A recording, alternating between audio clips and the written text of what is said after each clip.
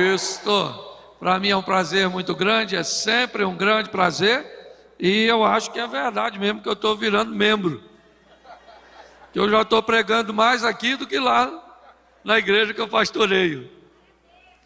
Bom, eu sou muito grato pelas oportunidades que Deus tem me dado, e eu tenho certeza de que hoje, nesse horário, eu não deveria estar em nenhum outro lugar que não fosse esse, compartilhando com vocês a palavra do Senhor. Amém? Eu tenho expectativas de que esse ano ainda coisas extraordinárias vão acontecer. Amém? Na última vez que estive aqui, eu falei sobre a preocupação que a vista mal posicionada pode comprometer a visão. Nós precisamos entender que não andamos por vista, nós andamos por fé. Nós precisamos entender que, independente de tudo aquilo que está ao nosso redor, Deus está onde sempre esteve, no controle de tudo. Eu falei uma história aqui, quero repetir para fazer uma introdução dessa mensagem. Um homem entra no metrô em Nova York com seus 2 filhos. E assim que as portas do metrô se abrem, esses 2 meninos então começam a correr dentro do vagão, de um lado para o outro, batendo nas pessoas. E aquilo começou a incomodar os passageiros. O pai do menino estava sentado e não falava nada. E os meninos corriam para lá, corriam para cá, caíam em cima de um, caíam em cima de outro, e aquilo criou um mal-estar tão grande nas pessoas, que um homem resolveu abordar o pai e disse: você não está vendo o que os seus filhos estão fazendo? Eles estão nos incomodando. E o homem disse: eu não sei o que fazer, Senhor.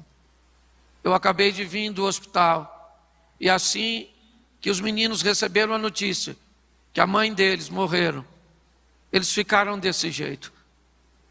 E eu não sei o que fazer, eles não estão conseguindo assimilar. E naquele momento, naquele vagão, os meninos continuaram fazendo bagunça. Mas a mente das pessoas mudou depois de saber o que estava acontecendo. Às vezes as coisas não vão mudar ao seu redor, mas elas podem mudar dentro de você. Por muitas vezes nós vamos ver situações extremamente desafiadoras, ambientes totalmente pessimistas, mas nós não somos movidos por aquilo que está ao nosso redor. Para nós, o sol brilha sempre, porque Deus está no controle de tudo. Não permita com que a vista contamine a sua visão. Entenda que você vive na presença de um Deus de milagre, de um Todo-Poderoso. Aquele que há de vir virá e não tardará. Hoje muitas pessoas têm dificuldade de mudar a sua história por causa de uma mente aprisionada, por causa de uma visão, extremamente limitadora. E eu quero compartilhar com vocês, é uma reflexão rápida. Eu preciso que você abra a sua Bíblia para nós iniciarmos. Segundo livro dos Reis, no capítulo 7, no verso 1.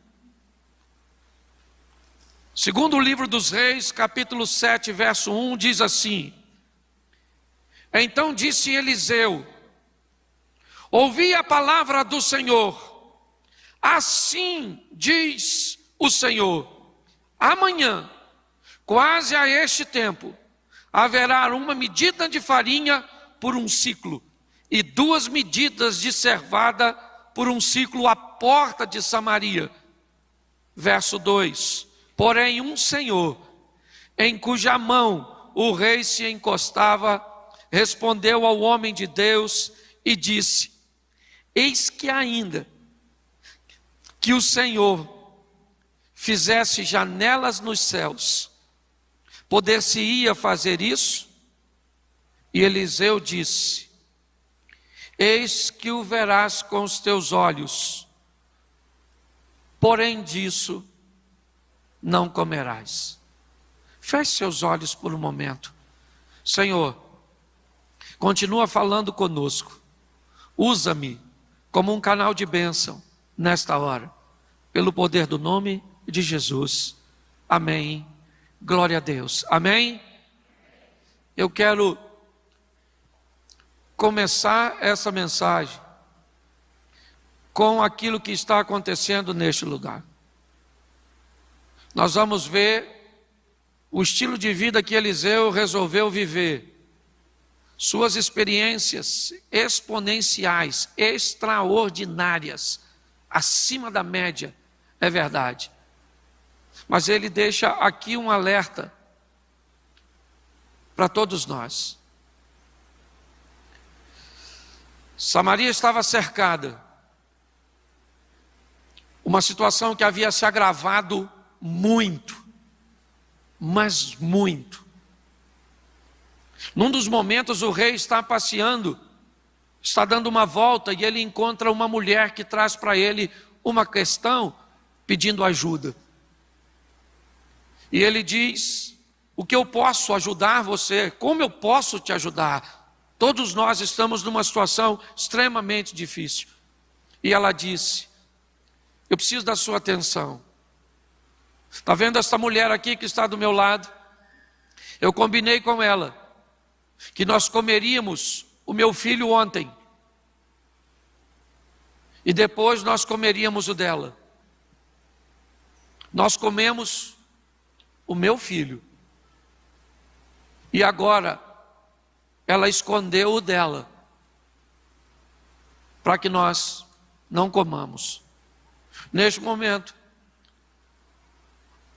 o rei fica consternado, ele não sabe o que fazer, e era esse o ambiente que essa história está envolta.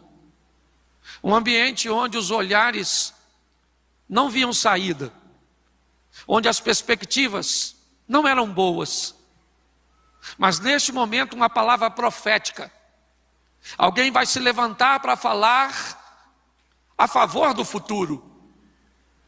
Alguém vai falar uma palavra extremamente oposta à realidade de tudo aquilo que está acontecendo.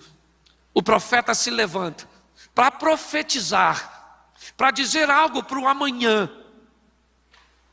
Ele está guiado por Deus. E a mensagem é: amanhã, a esta hora, o alimento vai estar à disposição de todos, acessível a todos. E nesse momento,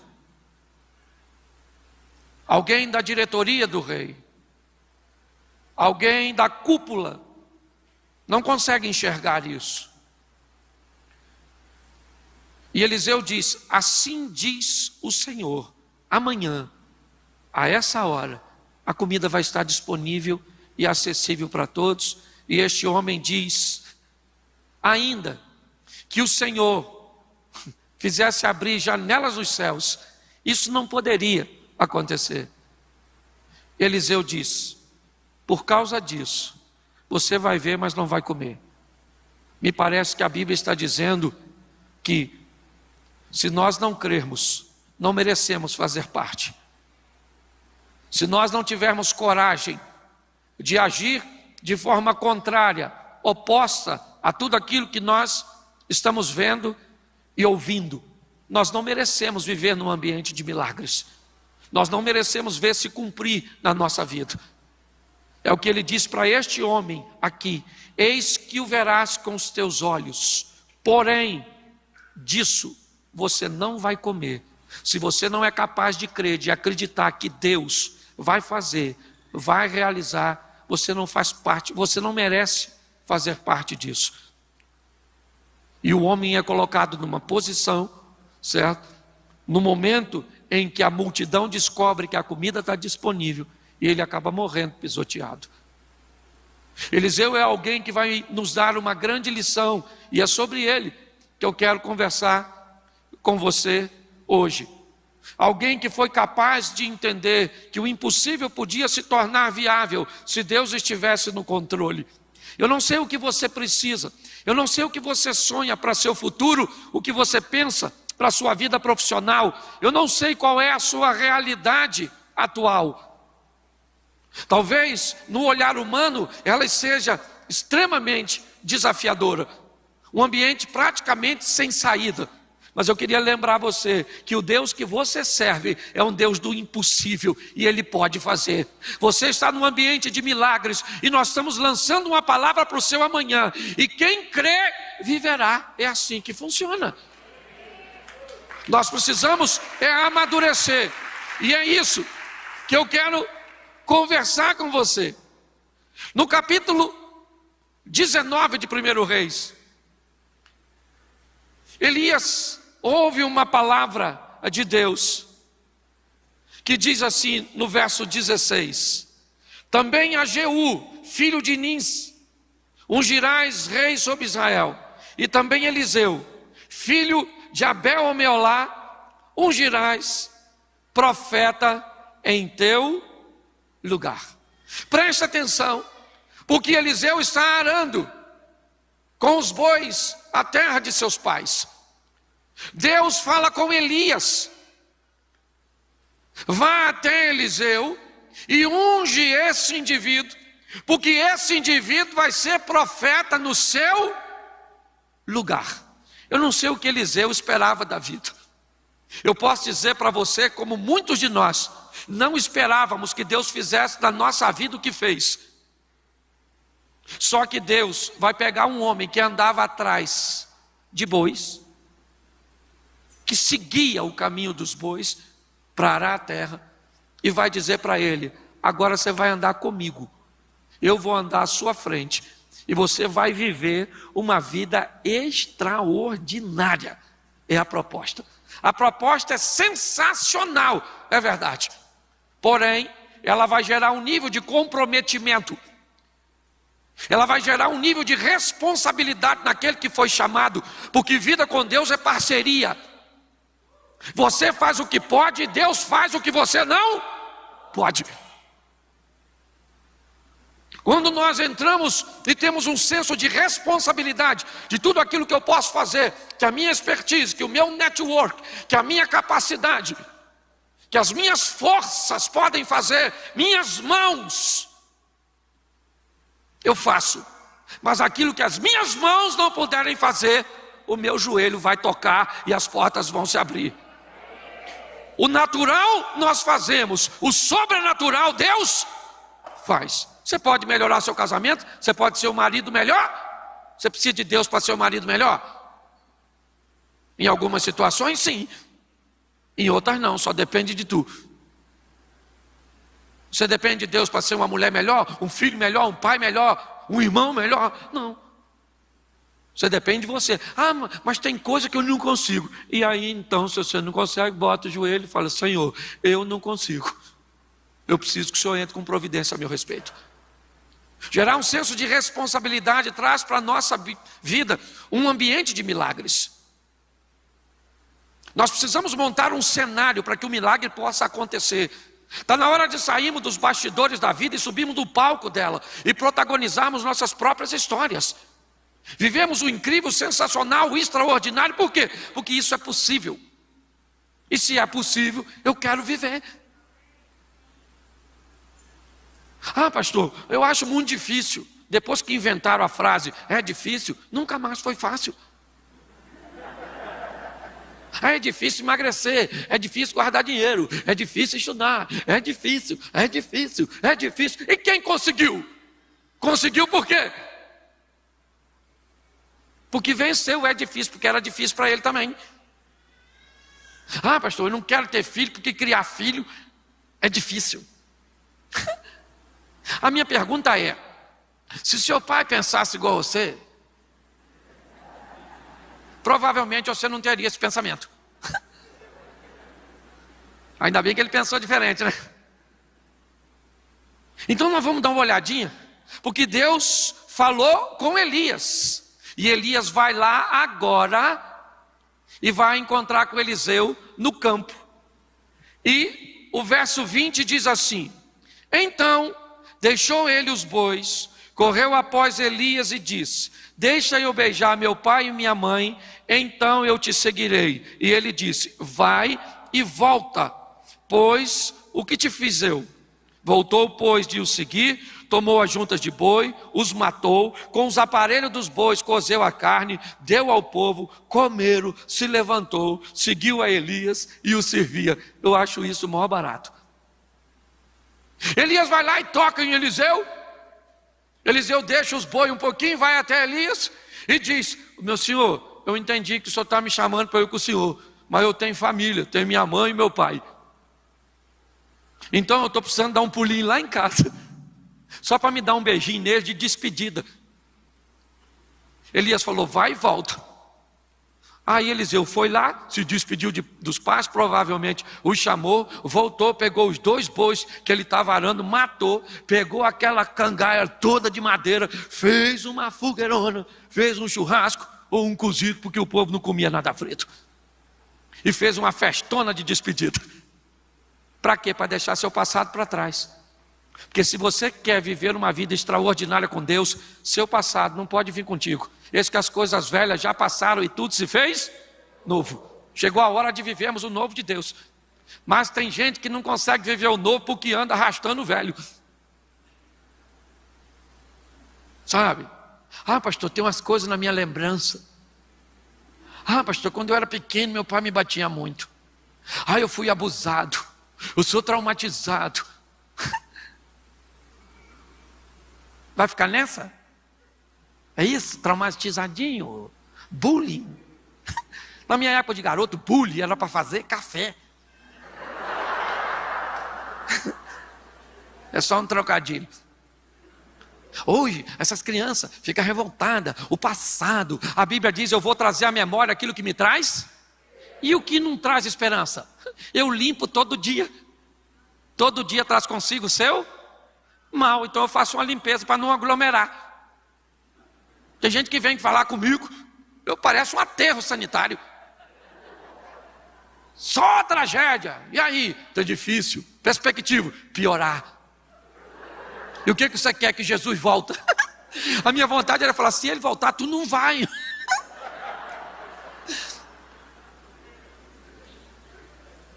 Então que história é essa? Nós temos ouvido muito isso aqui. Está na hora do céu vir para a terra. Seja feita a sua vontade, assim na terra como é feita no... Então, meu irmão, numa linguagem carioca, eu sou carioca e flamenguista, dá licença. Já que falaram que eu sou membro da igreja, eu posso falar as claras. Irmão, nós viemos aqui para arrebentar a boca. O bagulho nessa terra é doido. O inimigo é poderoso, mas o aliado dá de 10 no chifrudo. Que, aliás, o único chifrudo que não tem mulher é o Satanás. Nem sei como é que ganhou o chifre. Escute só. Deus está te dando a oportunidade de viver o incrível, o sensacional, o extraordinário. Pare de olhar as coisas de uma forma fatalista. Mas você quer viver uma vida com Deus? Pega esse passado seu e taca fogo nesse troço. Faz uma festa de despedida. O que é o casamento? O casamento é uma festa de despedida. Acabou o alvará de soltura. Tu pegou perpétua. Você está... Porque tu é solteiro. Escute só. Esse camarada vai dar uma festa. Deixa eu falar uma coisa para você. Se o seu passado foi bom, ele é o quê? Passado. E se ele foi ruim?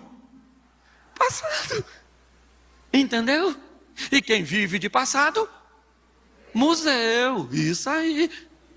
Você vive de perspectiva de futuro, de um Deus que está no controle de todas as coisas. Tem chave para abrir porta. Faz o que quer.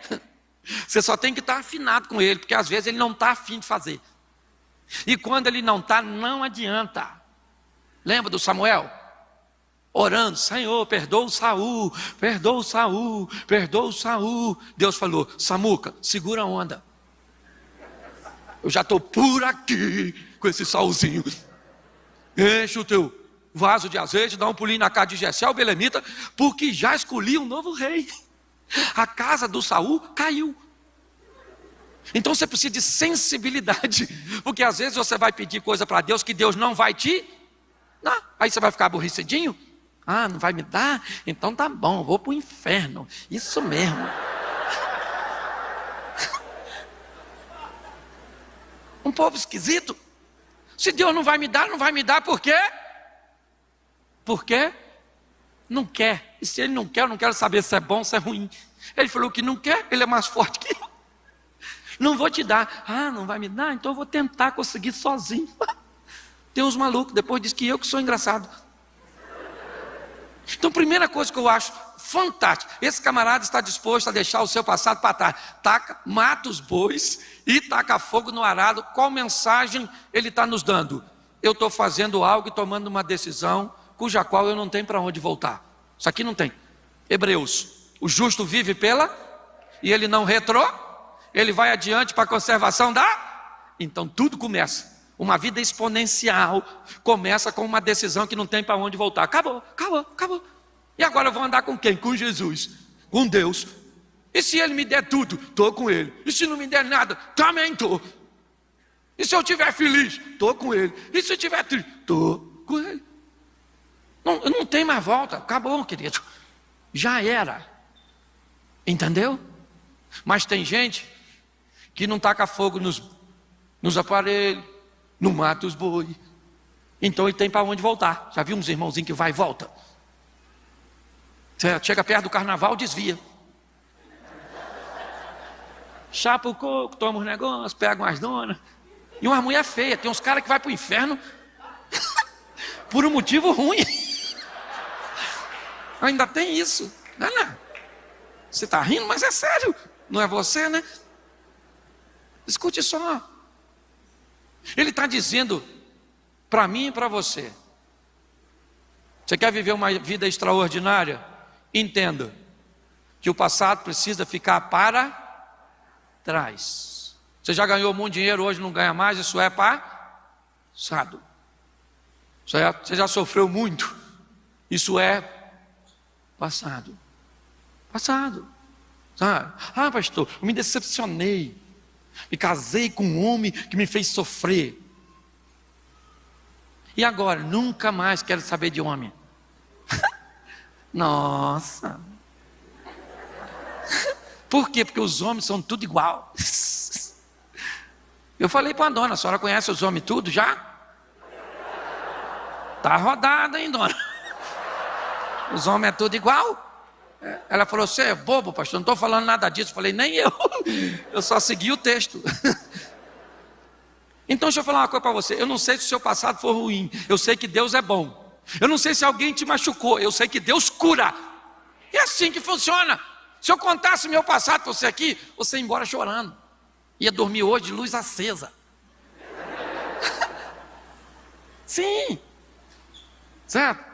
Porque tem gente aqui que eu sei que a sua vida deve ter sido muito difícil. Mas não matou você. Teve gente que a vida nem foi tão difícil e morreu de Covid esses dias. Olha como é que você está na vantagem. Ele assume um compromisso, é verdade, de não ter para onde voltar. É uma via de mão única. Ele vai. E é assim, é isso que nós assumimos com Deus. E é nesse ambiente que Eliseu vai viver o extraordinário, o fantástico, o sobrenatural. Quando nós chegamos no capítulo 2 de 2 Reis, Elias está partindo. É aquela reta final do Elias para ser levado aos céus. E o verso 1 diz que quando Elias estava para ser levado aos céus,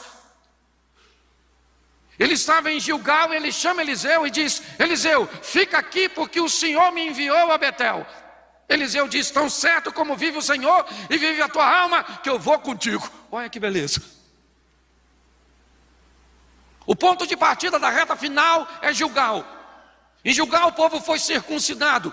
Em Gilgal o povo fez uma aliança. Porque se nós queremos viver o extraordinário com Deus, precisamos assumir um comprometimento. Eu vou parar de pecar ou diminuir minha margem de erro. Ou então errar só em coisa assim que é fácil de consertar. Certo? Ah, errei o caminho. Às vezes você nem precisa de Deus, só o Waze. Errei na receita do bolo. É só jogar fora e fazer? Errei na escolha do cônjuge. Hashtag chupa essa manga. Que tem coisa que você pode errar, que dá para consertar com facilidade. Nós temos que assumir um compromisso, uma aliança com o Deus de Israel, como disse Ezequias, para que se desvie de nós o ardor da sua ira. Agora me tem vindo ao coração, é o que disse Ezequias. Se nós entendermos que o ponto de partida é uma aliança, onde o pecado perde força. A cada dia que passa, nós pecamos menos. Porque nós vamos de glória em glória, de fé em fé. Porque aquele que peca é escravo do... Por isso que... Por que a Bíblia diz que quem peca é escravo? Porque aí o pecado domina essa pessoa. Ela não quer pecar, mas peca. Ah, pastor, quando eu vi, eu já tinha feito. É mais forte do que eu. Porque o pecado é seu senhor. Ah, pastor, mas é tão difícil, não é? Você acha que é um complô contra você? Que você é a última bolacha do pacote? É difícil para todo mundo. Todo mundo. Mas pastor, então como é que eu paro de pecar? É só trocar de senhor. Deixa de ser escravo do pecado. E entenda que o Filho de Deus subiu à cruz do Calvário e pagou um preço para ser seu senhor. Ele foi lá para te comprar, porque para você mudar de senhor, alguém tem que te comprar do senhor antigo. E foi isso que Deus fez, nos dando a oportunidade de sermos livres. Se o Filho vos libertar, verdadeiramente seremos livres. Enquanto o pecado me obrigava a fazer o que ele queria, o Filho me liberta e diz: você tem o direito de escolher. Nós precisamos desse comprometimento, dessa aliança com Deus. Mas Elias disse para Eliseu: fica aqui porque o Senhor me enviou a Betel. Eliseu falou: eu não, eu vou para Betel junto contigo. Elias olhou: vamos para Betel. Chegaram em Betel, ficaram ali um tempinho. Elias falou para Eliseu: fica aqui porque o Senhor me enviou a Jericó. A palavra Betel tem um contexto de casa do pão, casa de Deus. Tem algumas traduções, eu queria aplicar ela hoje como igreja. Porque tem situações em que pessoas assumem um compromisso e não agem mais nada. Acha que aquilo é o suficiente para levar uma vida com Deus. E paralisa ali. Fica detido naquele ambiente. Mas tem pessoas que são paralisadas na casa de Deus. Às vezes se aborrece com outras pessoas, ficam decepcionadas, sabe? Ah, pastor, me feriram. Eu agora sou um desigrejado. Sabe, não gosto. Na última igreja por onde eu passei, puxaram o meu tapete. Senta. Você tem problema com tapete? Senta que tu nem cai quando alguém puxar. Tu vai junto, garra. Pode até puxar, mas me leva junto. Porque pensa num lugar desafiador que nós temos que vencer, que senão paralisa a pessoa. Igreja tem fofoqueiro? Sério? Tem fofoqueiro? Invejoso? Tem também? Mal pagador? Tem? Gente, então a igreja tem quase tudo. Pois é, querido. O que você tem que aprender para sobreviver em Betel? Para esse ambiente não te paralisar. Amar todo mundo. E se relacionar com a turma que dá para ter relacionamento. Porque tem uns irmãos na igreja que não dá para relacionar. Pelo menos com a gente, é da outra patota. Tem gente que fica traumatizada quando eu falo isso. Pastor, tem que se relacionar com todo mundo. Eu não consigo. Tem uns irmãos, aliás, lá na igreja tem umas pessoas, bispo, que se o diabo me pedir referência para levar, eu não dou. Eu falo: ó, vai levar? Maluco, vai dar uma tribulação no inferno. Tem gente que vai ser desafiador para viver com você, mas vai viver bem em outro lugar, com outra pessoa. Não tenta não, que vai dar ruim. Nós temos que aprender a viver. Eu entrei, assim que eu me converti, um cara me pediu um dinheiro emprestado, eu falei, na igreja vai me pagar. 29 anos, irmão. Eu acho que é negócio de título de capitalização, alguma coisa assim. Achei que eu comprei minha casa, minha vida, alguma coisa desse negócio. Um outro, eu estava 3 meses na igreja, bicho. Eu já estou com 29 anos de casado, ele era no início. O irmão de hoje na minha mulher, irmão. Falei, não é possível. O irmão prega lá de hoje, não é que estava. E aí eu fui orar, porque a igreja é de Jesus, sim ou não? E ele falou, é assim mesmo, filho. Tem gente que ainda está transformando, tem gente que já transformou, tem gente que está no processo, é meio encardido, e os esfrego, bota, pá.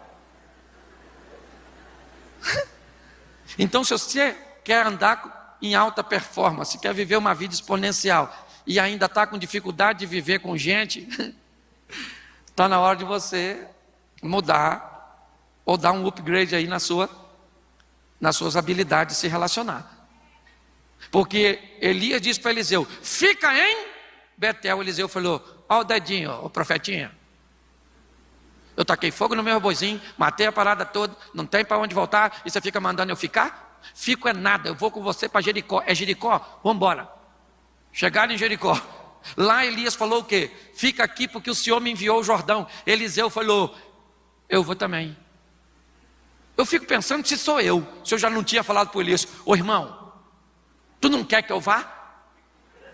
Toda hora ficar falando, fica. Porque me parece que na caminhada cristã, volta e meia, nós enfrentamos o obstáculo dizendo para mim e para você, pare. Nós não queremos que você vá adiante.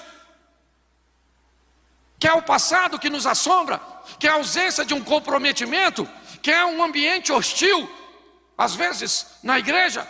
Ou Jericó, cidade das palmeiras, cidade do mau cheiro, como você queira denominá-la.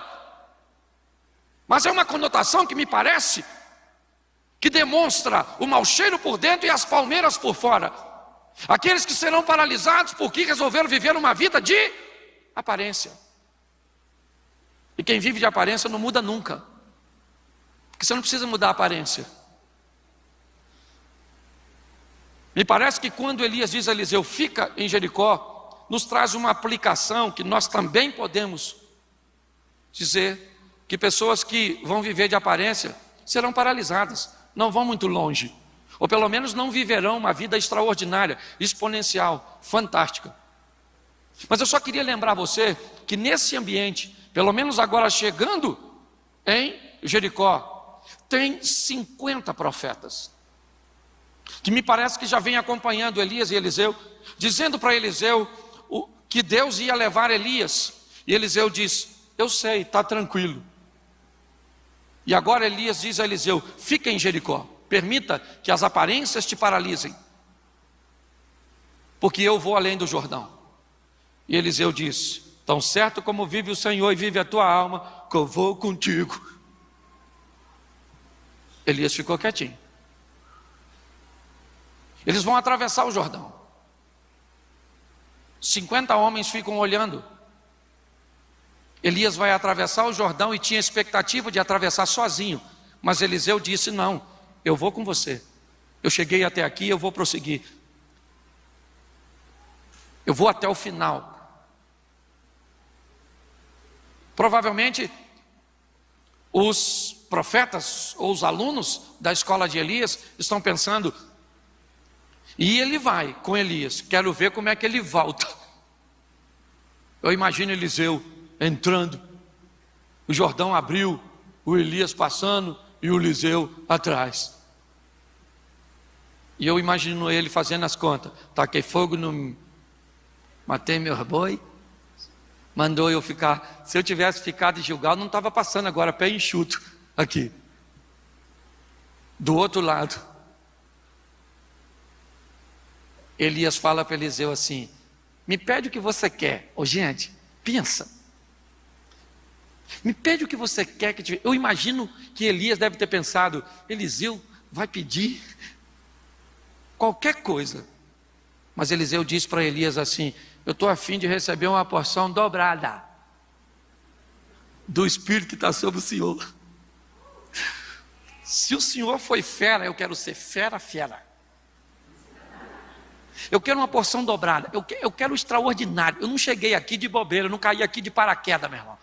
Eu tive um percurso para chegar até aqui e eu vim aqui para buscar o que Deus pode me dar.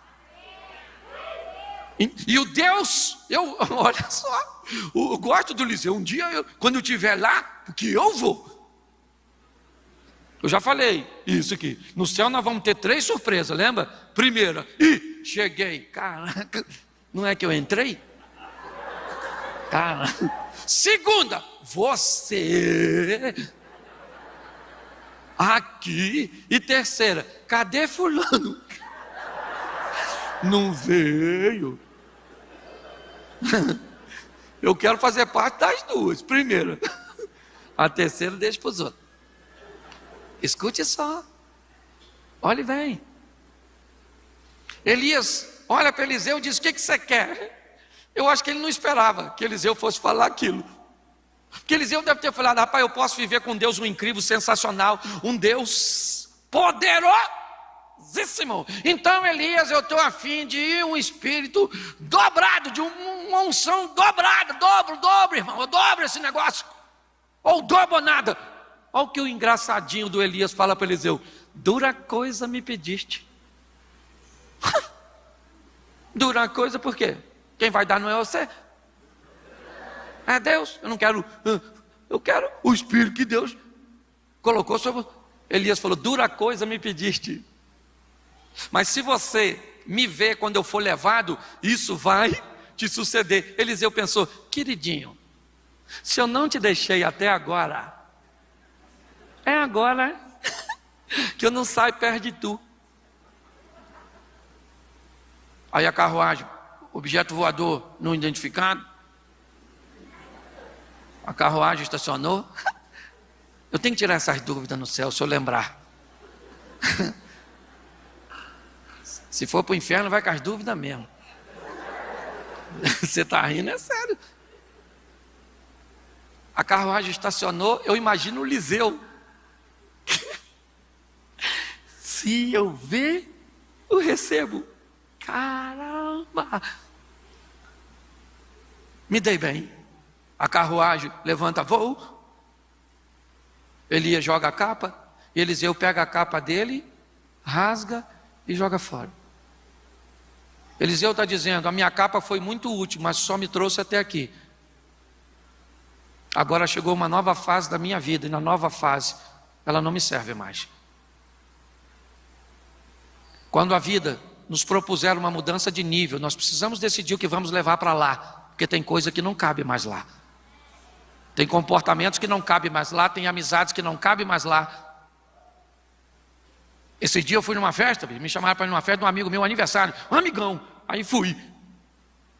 Não podia chegar na hora, porque normalmente quando tem festa que tem uma bebida, eu chego na hora cedo, onde todo mundo está sóbrio. Só pude chegar 4 horas depois. Estacionei meu carro, o cachorro que eu vim vindo na minha direção já estava meio zonzo.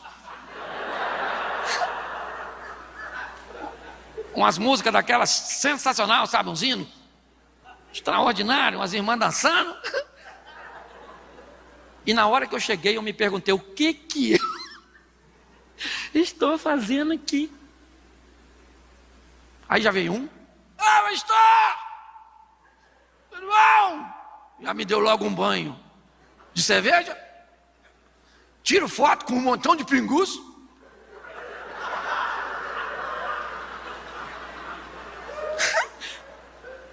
Aquilo não era ambiente para mim. Mas eu fui. Saí de lá sujo de cerveja. O aniversariante não lembra que eu fui de tanto que ele bebeu. Então nem adiantou. E eu voltei para casa, falei com meu moleque, eu não entendi o que eu fui fazer lá. Tem coisas e lugares e situações que não é mais para você quando Deus te muda de fase. Eliseu pega a capa dele, joga fora, pega a capa de Elias E preste atenção, é a nova fase. Eliseu para diante do Jordão, pontoso, como um bom carioca, a capa, e diz: esse cara sou eu. Eliseu vai substituir Elias? Nunca, porque ninguém substitui ninguém. Simplesmente Deus dá a oportunidade de você viver a sua própria história. Hoje você vive a sua, amanhã o outro vive a dele. O importante é que nós vamos viver de forma magnífica, extraordinária. Eu quero que o diabo fique endemoniado com a nossa vida. O diabo fica assim, esse miserável. Pensa, nós tudo passando na frente de Deus e Deus falando: e aí, Lúcifer, tem visto o JB, pastor Cláudio, Marcos César? Tem visto a turma toda? Gente boa, hein? E nós só. Isso é possível. É possível. Deus não pede para você ser santo, Ele só pede para você entrar no processo de santificação. Deus não pede perfeição, Ele pede aperfeiçoamento. Seja amanhã melhor que você foi hoje. Faça igual o smartphone, uma versão melhorada de você mesmo. Entendeu? E agora o Eliseu tocou na água do Jordão. Jordão abriu, Eliseu passando sozinho. Cadê o Elias? Subiu. Do outro lado tinha 50 camaradas que olhou para o Eliseu e falou assim: caramba, Eliseu. E o texto ainda diz que esses caras são valentes. Por isso que quando eu vejo Jesus chamar Pedro de pôr café, quando fica em pé em cima d'água, eu pergunto aos discípulos que ficaram no barco: de pôr o quê? Tinha 52 profetas. 2 atravessaram o Jordão. 50 ficaram olhando. Isso nos dá um prognóstico de que uma minoria é capaz de tomar uma decisão que vai levar a sua vida para o próximo nível. Eu não quero saber a quantidade, eu só quero estar nesse grupo. É isso que eu quero propor a você. Ah, pastor, aqui tem um montão de gente. Será que muita gente aqui não vai viver o extraordinário? Não. Quem vai viver o extraordinário, quem não vai viver o extraordinário é quem não veio no culto. Você aqui vai sair daqui para... Escute só que eu estou terminando. Pensa num cara extraordinário, o Eliseu. Pensa. Mas um negócio que eu acho maravilhoso do Eliseu é que um dia o Eliseu morreu, porque todo mundo morre, sabia disso? Você vai morrer já. Daqui um dia você morre. Ninguém avisou você não, né? Pois é, daqui um dia você vai escutar: pastor Cláudio morreu. Deu um beijinho no ombro e fui. O Abraão foi sensacional, sim ou não? Mas morreu, a turma morreu tudo. Chegou a nossa hora. Eliseu morreu. Olha que lindo, gente. E estão fazendo um sepultamento. Quando eles estão lá perto do cemitério para sepultar o Eliseu, eles olham e vem um exército inimigo. E aí não dá para sepultar o defunto. Joga o defunto onde? Na cova do Eliseu. O defunto ressuscitou. O Eliseu era fera, até depois de morto. E claro que provavelmente o homem que acabou de ressuscitar deve ter sido o primeiro a correr. Lá vem o exército, o cara acabou de ganhar um bônus. Não vai dar mole para morrer de novo, não é verdade? Você está rindo, mas é sério. Eu queria que você saísse daqui. Olha só, você está aqui há quanto tempo? Umas 3 horas mais ou menos de culto geral. Olha como é que você está feliz. Sua vida nem mudou ainda. Sorridente. O culto está acabando. E nesse culto, o bispo JB não pode ir com você. Eu não posso ir com você. Mas tem alguém aqui na igreja que pode. Esse alguém é o Todo-Poderoso.